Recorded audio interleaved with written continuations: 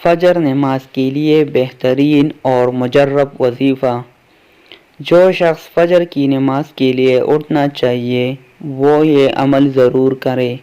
اول اور آخر 3 مرتبہ درود پڑھ لے تو اس کو دل کی دنیا کی عجیب اور غریب برکات حاصل ہو گئی، اور یہ 5 برکات خصوصی طور پر حاصل ہو گئی۔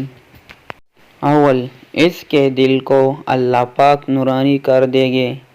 دوسرا، اللہ پاک اس شخص کو مرتے وقت کلمہ نصیب کریں گے۔ 3 نمبر، ایسے شخص کو اللہ پاک کی طرف سے کشف کی اعلیٰ ترین کیفیت دی جائے گی۔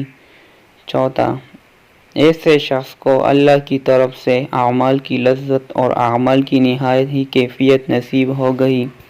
5 نمبر، اس عمل کو کرنے والے کے دل کو اللہ پاک موت نہیں دیتے، یعنی اس کا دل ذکر قلبی اور وقوف قلبی کا مصداق بن جاتا ہے۔